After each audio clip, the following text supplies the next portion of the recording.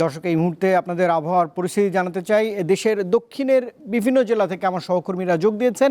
শুরুতে একটু নোয়াখালীতে যেতে চাই। রিফাত মির্জা সেখানে রয়েছেন। রিফাত, আসলে নোয়াখালীর বৃষ্টিপাতের বা আবহাওয়ার আপডেট আপনার কাছে কি রয়েছে? সেখানকার আবহাওয়াবিদরা কি বলছেন? আপনি কেমন পরিবেশ দেখছেন সেখানে? ওয়ালটন বিএলডিসি ফ্যান, খরচ বাঁচে 65% পর্যন্ত। ওয়ালটন বিএলডিসি ফ্যান ছড়ায় স্বস্তির সবুজ হাওয়া। ধন্যবাদ রুবায়েত। আসলে বলা যায় যে গতকাল থেকেই কিন্তু ভারী বর্ষণ হচ্ছে, যদিও থেমে থেমে, কিন্তু আজকে ভোরবেলা থেকে কিন্তু মুষলধারে বৃষ্টি হচ্ছে, যেটি বলা যায়। আমরা আবহাওয়া অফিসের সাথে কথা বলেছি, তারা বলছেন যে গতকাল থেকে আজ সকাল 9টা পর্যন্ত 92 মিলিমিটার বৃষ্টি রেকর্ড করা হলো। সকাল 9টা থেকে দুপুর 3টা পর্যন্ত 125 মিলিমিটার বৃষ্টি রেকর্ড করা হয়েছে। তার পাশাপাশি তারা বলছে যেহেতু নিম্নচাপটি গভীর নিম্নচাপে পরিণত হচ্ছে, সেই ক্ষেত্রে কিন্তু 60 থেকে 65 গতিবেগেই কিন্তু আঘাত হানবে, এমনটি আবহাওয়া অফিস জানিয়েছে। আর এই নিম্নচাপের জন্যই কিন্তু আপনি জানেন যে নোয়াখালীর যে বিচ্ছিন্ন দ্বীপ হাতিয়া উপজেলার বেড়িবাঁধের বাইরে যে সকল গণবসতিগুলো রয়েছে, সেগুলোতে কিন্তু ইতিমধ্যে কিন্তু পানিতে প্লাবিত হয়েছে। তার পাশাপাশি যে নিঝুম দ্বীপ রয়েছে, আপনি জানেন যে নিঝুম দ্বীপ জাতীয় উদ্যান হলেও কিন্তু সেখানে কয়েক লক্ষাধিক মানুষের বসবাস রয়েছে।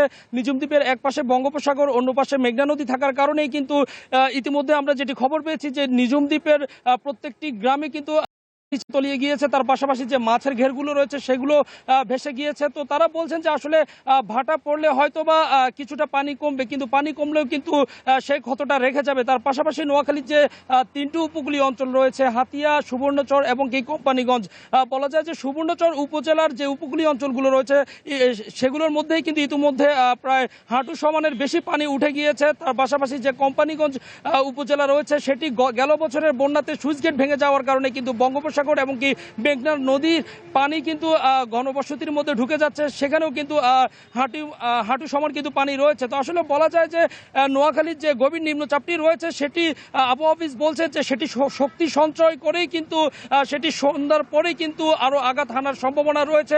ইতিমধ্যেই কিন্তু শহরের বিভিন্ন অঞ্চলে আমরা গিয়েছি, সেখানেও কিন্তু বিভিন্ন ড্রেন বা বিভিন্ন নালা নর্দমাগুলো কিন্তু পানিতে ভেসে গিয়েছে। আসলে সবসময় বলা যায় যে গেল বছরের বন্যায় কিন্তু নোয়াখালীর 9 উপজেলার মধ্যে সবচেয়ে বেশি ক্ষতিগ্রস্ত হয়েছে কিন্তু নোয়াখালীর বেগমগঞ্জ উপজেলা। আজকে সকাল থেকে দুপুর পর্যন্ত বৃষ্টি হওয়ার কারণেই কিন্তু বিভিন্ন স্থানে গাছ ভেঙে পড়েছে, পানির মাছের ঘের ভেসে গিয়েছে, এবং কি বেগমগঞ্জ উপজেলার বিভিন্ন যে জলাশয়গুলো রয়েছে সেখানে কিন্তু 1.5 থেকে 2 ফুটের উপর পানি উচ্চতা বেড়েছে।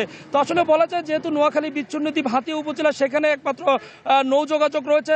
তো সাগর উত্তাল থাকার কারণে কিন্তু মেঘনা নদীর 3 থেকে 4 ফুট পানির উচ্চতা বৃদ্ধির কারণে কিন্তু গতকাল সকাল 11টা থেকে কিন্তু নৌ যোগাযোগ বিচ্ছিন্ন করা হয়েছে। তো বলা যায় যে আসলে যে নিম্নচাপটি রয়েছে সেটি কিন্তু গভীর নিম্নচাপে পরিণত হচ্ছে। আবহাওয়া অফিস বলছে সেটি হয়তোবা আরো শক্তি সঞ্চয় করে হয়তোবা সন্ধ্যার পরে আরো আঘাত আনতে পারে বলে তারা ধারণা করছেন। তো এই ছিল নোয়াখালী থেকে আমার কাছে সর্বশেষ প্রবাদ।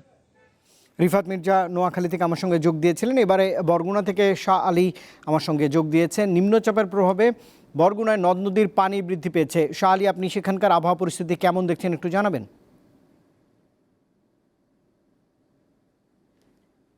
রুবাইত, বঙ্গোপসাগরের সৃষ্ট লঘুচাপটি নিম্নচাপে পরিণত হওয়ায় উপকূলীয় জেলা বরগুনায় কিন্তু রাতভর কিন্তু ঝুম বৃষ্টি হয়েছে, এবং সেই বৃষ্টির কারণে একদিকে বৃষ্টি, অন্যদিকে জোয়ারের পানি বৃদ্ধি পাওয়ায় উপকূলীয় বেশ কিছু এলাকা কিন্তু প্লাবিত হয়েছে। আমরা দেখেছি যে দুপুরে যে বৃষ্টি পানি এবং জোয়ারের পানি, এতে এই এলাকার বরগুনা সদর উপজেলা 7 নং ভলিউনার পটুয়াখালী গ্রামের যে আশ্রয়নগুলো রয়েছে, আশ্রয়নগুলো বেড়িবাঁধের বাইরে থাকার কারণে সেই আশ্রয়নের সেখানে যে বেড়িবাঁধ টপকে পানি কিন্তু ভিতরে প্রবেশ করছে। সেখানে যারা পানিবন্দী প্রায় 240টি পরিবার, তারা দুপুরে রান্না করতে পারেনি, তারা কিন্তু আসলে খাবারও খেতে পারেনি অনেকে, যেটা আমাদেরকে ওই এলাকার জনপ্রতিনিধিরা জানিয়েছে। এছাড়া বরগুনার যদি বলি যে একটি মাঝের চর নামক একটি চর রয়েছে, যেখানে প্রায় 1.5 কিলোমিটার সেখানে দক্ষিণ পাশের প্রায় 1.5 কিলোমিটার সেখানে বেড়িবাঁধ নেই বললেই চলে। রেমালে ক্ষতিগ্রস্ত সেই বেড়িবাঁধ এখন পর্যন্ত নির্মাণ হয়নি। সেখানেও জোয়ারের পানিতে প্লাবিত হয়েছে। আবার জোয়ার যখন শেষ হয়ে যায় তখন কিন্তু পানি নেমে যায়, সেখানেও রান্না বান্না করতে পারেনি সেখানকার মানুষ।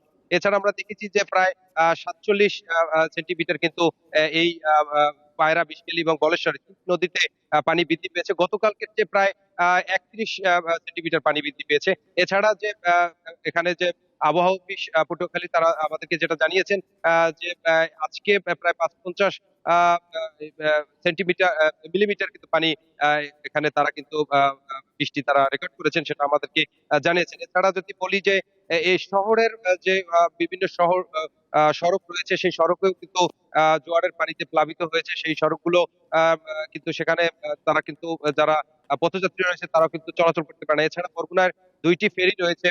একটি হচ্ছে পায়রা নদীতে, আরেকটি হচ্ছে যে বিশকেল নদী। ২ টি ফেরিঘাটের গ্যাংওয়ে তলিয়ে যাওয়ার কারণে সেখানে দূরপাল্লার যে ট্রাকগুলো রয়েছে সেগুলো কিন্তু আটকে ছিল। সেটা অনেক যখন এই পানি নেমে গেছে তখন কিন্তু সেই গ্যাংওয়ে পার হয়ে তারা কিন্তু যেতে পারছেন।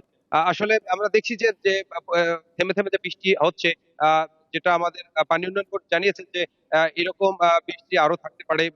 তো এরকম যদি বৃষ্টি থাকে তাহলে উপকূলীয় জেলায় যে নিম্ন অঞ্চল রয়েছেন, যেগুলো যে এলাকাগুলো প্লাবিত হওয়ার সম্ভাবনা রয়েছে সেগুলো আসলে প্লাবিত হয়ে যেতে পারেন বলে আহ, পানি উন্নয়ন বোর্ড বলেছেন। তারা একটা বিষয় বলেছেন যে যদি তাৎক্ষণিকভাবে কোনো বেড়িবাঁধ ছুটে যায় সেখানে তারা তাৎক্ষণিকভাবে মেরামত করার জন্য প্রস্তুত রয়েছেন, এটাও জানিয়েছেন পানি উন্নয়ন বোর্ড। এই ছিল বরগুনা উপকূল জেলা থেকে আমার কাছে সর্বশেষ তথ্য।